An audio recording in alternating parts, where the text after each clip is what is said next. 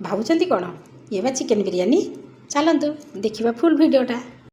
नमस्कार फ्रेंड्स, मु माना प्रकाश आपण स्वागत करुच्ची मोर रोसई घर को। चिकेन बिरियानी करिया पूर्व मुझे आग कौन कर सोरिष तेल आउ दही एकाठी फेंटी देती। तापर मत पचारे आपण मैंने सोरिष तेल कहीं मुझे दहीटा को मिसईदेली एत बासन कहीं करी सोरिष तेलटा तो पुणी आईस हो दबा कहीं ना तेणु से मुझे दीटा जाक गोटे जगार नहीं गली। तापर आम सब नवा गुंड मसला तादेह मुझे आमर बिरियानी मसला गोटा मसला यहाँ हूँ बिरियानी मसला तापर यहाँ हूँ लंका गुंड तापर काश्मीरी लंका गुंड कंचा लंका किसी मेथी पत्र चिकेन मसला जीरा गुंड धनिया गुंड आउ नलदी लुण तादेह कंचा लंका भी मुझे नहीं जाइए। यहाँ हूँ बिरियानी मसला गोटा मसला मिलूँ से सब ताको आम सब एकाठी नहीं जावा नहीं आम मु लेग पीस गुराक अच्छे से लेग पीस धोई दे तादेह पकईदेली गुंड मसला सब दही आउ सोरिष तेल जो फेंटिकी रखी मुझे पकईदेली तादेह कटा पियाज किसी कटा रसुण आउ अदा रसुण पियाज गुजराती डालचीनी पेस्ट गोटे ताको मु तादेह पकईदेली सब तादेह आम पकई देकरी आम ताको भल के चकुटी दबा टे मैरिनेट करके रखा किसी समय ताको आम भलसे टे चकुटी दबा टे लेग पीस गुराक अच्छे टे सीझा को टे समय लगे तेणु आम जमी जल्दी करने ताको आम टे भलसे चकुटी दबा एमती भल कि फाइन करके चकुटी देवे। तापर मु पियाजटा को एमती ये भाजी दिए मत भल सुविधा हुए नॉनस्टिक तावारे पियाज को अल्प तेल भी भाजी हो भलसे भी भाजी हो ताको पकई देकरी एपटे मु पकईदेली तेल तेल देहरे जो मैरिनेट कर रखी थी अध घंटा पूर्व से चिकेन मसला को सह सब एकाठी पकईदेली पकई सारिकी ताकू हाई फ्लेम रे ताकू 10 मिनट ताकू मु कषिची पूरा आम जो ताकू मैरिनेट रखी थे करी से खूब कम समय भितर सब सीझीज ताकू ये आम घोड़े दे जा नेक्स्ट फेज को आम भातटा बसैबा। देखो भातटा पूर्व भात में मुझे पानी सब देदेली लुण तेजपत्र कंचा लंका गोटा मसला लेंबू टे चुपुड़ी देली तादेह टे और मु बिरियानी चाउल को अध घंटे आगु मुझे बतुरी देती पानी फुटिले आम तादेह पकईदेवा टे फुटी आसला बेलू पुदीना पत्र एपटे आमर चिकेनटा सीझी आसला लो फ्लेम रे मु हाई फ्लेम रे कषिकी लो मीडियम रे घोड़े देती। देखो पूरा तेल छाड़ीगला चिकेन भी पूरा सीझी आसला। आपण मैंने मो भिडियो को कौटी देखुं निश्चय कहे आपण मैंने जो बिरियानी मो झील बो मैंने करती केमी करती एमती कषिकी कंचा मसला करती ना केमी भाजिकी करती भजा मसला करती मत निश्चय कमेंट करके कहे। पानी फुटीगला से तौक पानी फुटीगला आम बिरियानी चाउलटा जो रखी था अध घंटा पूर्व बतुरे आम तादेह पकईदेवा।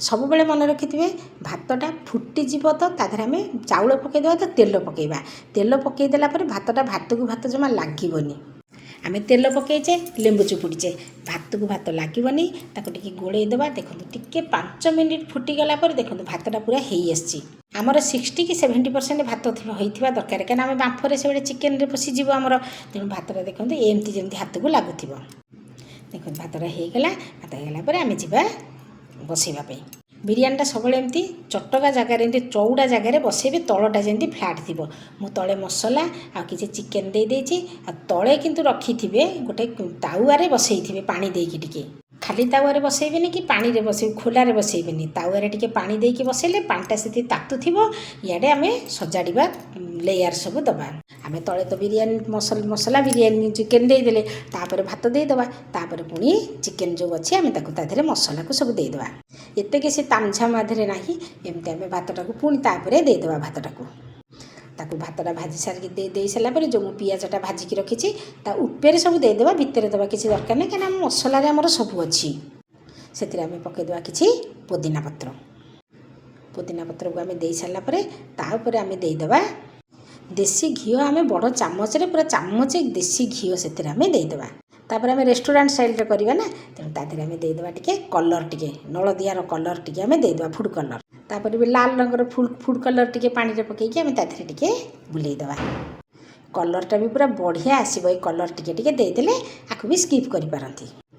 एटा बसई सारा आम तादेह देदेबा टिके गोलाप जल टिके हाफ चामच गोलाप जल पकईदेबा गोलाप जल दे आम तापर गोटे थाली गोटे घोड़े देवा एमती मुँह तले किंतु पानीटा जो आम देचे से अल्प टिके पानी थब से पानीटा धीरे धीरे मरीज आउपरे आम गोटे डिश रे पानी थोईदेवा मुझे क्लिपटा नाक भूली जाइए आपण मैंने डिश उपरे गोटे या गोटे ओजनिया जिनिस गोटे भारी जिनिस गोटे लदी देवे तादेह पानी पुरे कंसारे हो कि डिश रे हो जो थे गोटे पानी पुरे देदेवे ଆମେ 15 ମିନିଟ୍ ବସାଇ ସାରିଲା ପରେ ପାଣିଟା ତାତି ଯାଇ ଉଷୁମ ହୋଇଯାଇଥିବ ଏମିତି ଆମେ କାଢ଼ିଦେବା। ଦେଖିଲା ବେଳକୁ ଦେଖନ୍ତୁ ବାମ୍ଫଟା ପୁରା ବୁଲିଯାଇଛି।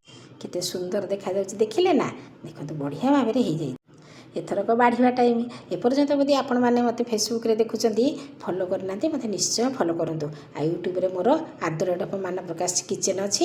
ଆଉ ଗୋଟେ @ ଡେଲି ବ୍ଲଗ୍ ମାନା ଅଛି। ଏଇଟା ନିଶ୍ଚୟ ଯାଇ ମୋତେ ୟୁଟ୍ୟୁବରେ ଦେଖନ୍ତୁ ଆଉ ମୋତେ ସବସ୍କ୍ରାଇବ୍ କରନ୍ତୁ ଆଉ ମୋତେ ବେଲ୍ ଆଇକନ୍କୁ ଦବାଇ ଦିଅନ୍ତୁ। ମୁଁ ଯେଉଁ ଭିଡ଼ିଓ ପକାଇବି ଆପଣମାନଙ୍କ ପାଖରେ ନିଶ୍ଚୟ ଯାଇ ପହଞ୍ଚିବ। ପିଲାମାନେ ତରତର ହେଉଥିଲେ ଖାଇବାକୁ, ମୋ ଚାମଚଟା ବି ବଙ୍କା ହେଇଗଲା ତା ଭିତରେ ବାହାର କଲା ବେଳକୁ ବିରିୟାନୀକି ବାହାର କଲା ବେଳକୁ। ଯାହା ହଉ ବିରିୟାନୀଟା ତ ମୋର ହେଇଗଲା। ଦେଖନ୍ତୁ ତଳେ ପୁରା ପାଣିଟା ଶୁଖିଯାଇଛି। ମୋତେ ତ ବିରିୟାନୀଟା କରିବାକୁ ବହୁତ ସହଜ ଲାଗେ। କେବଳ ଯୋଗାଡ଼ିବାଟା ହେଲା ପ୍ରଥମ। ତାପରେ ଯୋଗାଡ଼ିକିରି ଏମିତି ଚିକେନ୍ ମସଲାରେ ଗୋଳେଇ ଗାଳେଇ ସବୁ ଏମିତି ମୋ ପରି ଆପଣମାନେ କରନ୍ତୁ। ଆଗ ମସଲା କିଛି କଷାକଷି କରିବା ଦରକାର ନାହିଁ। ମୋ ପ୍ରସ୍ତୁତିରେ ଆପଣ ଥରେ ଏମିତି ଚିକେନ୍ ବିରିୟାନୀ କରିକି ଦେଖନ୍ତୁ, ନିଶ୍ଚୟ ଭଲ ଲାଗିବ। ସହଜ ଭାବରେ କରିବେ, ଘର ଦ୍ୱାର ବି କିଛି ଅସନା ହେବନି, ଅପରିଷ୍କାର ହେବନି, କିଛି ହେବନି। ଦେଖନ୍ତୁ ଆଖିକି ସୁନ୍ଦର ଦେଖାଯାଉଛି। ଯେମିତି ବି ଦେଖାଯାଉଛି ତା'ର ଟେଷ୍ଟଟା ବି ପୁରା ହୋଟେଲ ଷ୍ଟାଇଲର ପୁରା ଟେଷ୍ଟ ଅଛି। କିଛି ଝିଅ ବୋଉମାନେ କହିବେ ହୋଟେଲରେ ତ ଯେଉଁ ଭଲ ରୋଷେଇ ହେଉଛି, କିନ୍ତୁ ଗୋଟେ ଗୋଟେ ଜାଗାରେ ଅଛି ମୋ ମା'ମାନଙ୍କର ଭଲ ଜାଗାରେ ବି ଭଲ ରୋଷେଇ ହେଉଛି। ତା ଟେଷ୍ଟଟା ସେମାନଙ୍କଠୁ ଆମେ ଶିଖିଛେ। ଏ ବିରିୟାନୀଟା ଆମେ କ'ଣ କେବେ ଘରେ ଝିଅ ବୋଉମାନେ ଆଗରୁ ଆମେ କେବେ କରୁଥିଲେ? ମୁଁ ତ ମୋ ଭଣଜା ଭାଣିଜୀଙ୍କ ପାଇଁ ଚିକେନ୍ ବିରିୟାନୀ ଆଉ କଚୁମ୍ବରରେ ମୁଁ ପକାଇଛି କଟା ପିଆଜ, କଟା କାକୁଡ଼ି ଆଉ ତା ସହିତ କିଛି ପୋଦିନା ପତ୍ର ଆଉ କଞ୍ଚା ଲଙ୍କା। ଏମିତି ଆପଣମାନେ କରିକି ଖାଆନ୍ତୁ। ଝିଅ ବୋଉମାନଙ୍କର ଯେଉଁଟା ସହଜ ସରଳ ଭାବରେ ତିଆରି କରିବାକୁ ଥିବ ମୋତେ କମେଣ୍ଟ କରିକି କହିବେ। କଞ୍ଚା ମସଲାରେ ଏମିତି କଷିବେ, ଦେଖିବେ ନିହାତି ଭଲ ଲାଗିବ ଆଉ ନିଶ୍ଚୟ ବି ଭଲ ଲାଗିବ।